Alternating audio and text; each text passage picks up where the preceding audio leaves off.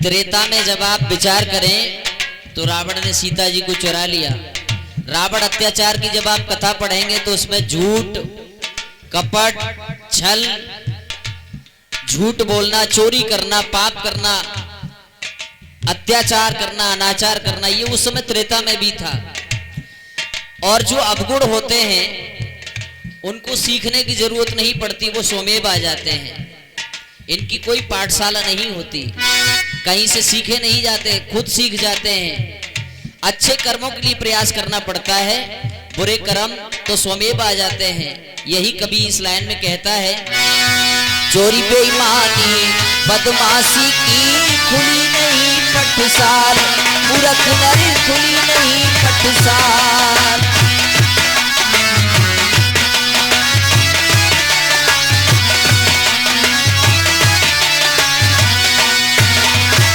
बिना पढ़ाए आपे पढ़ गयो, जितने थे कर्म चंडाल, गोबुद की न कोई पोथी बनी।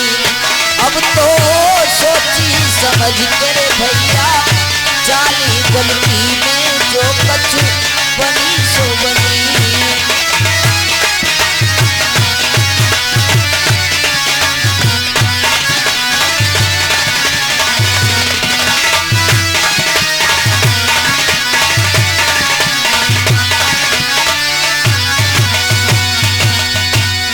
जो भी कर्म कर रहे हैं, कहा गया है कि कर्मों का है निश्चित फल, आज नहीं तो मिलेगा कल।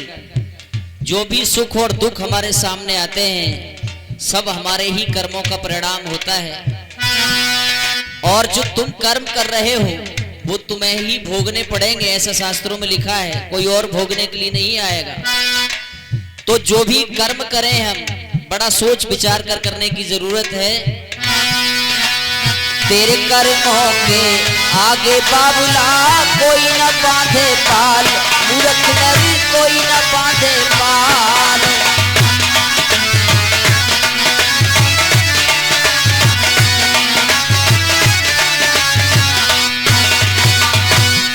कोई आदमी जब मरता है उसकी जुबान बंद हो जाती है, सुनाई देना भी बंद हो जाता है।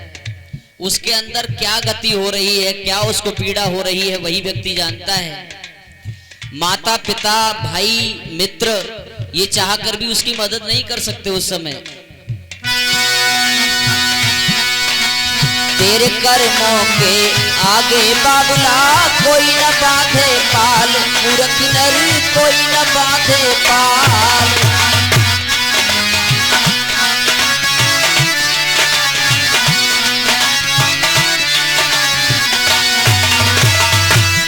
तेरे कर्मों के आगे बाबुला कोई न बांधे पाल, मूर्ख नर कोई न बांधे पाल।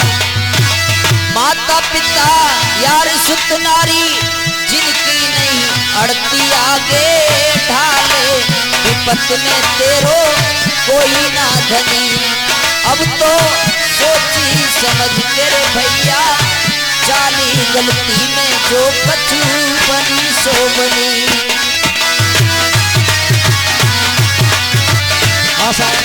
धर्मराज के जाना होगा, होगा सही हिसाब, मूर्ख नर होगा सही हिसाब।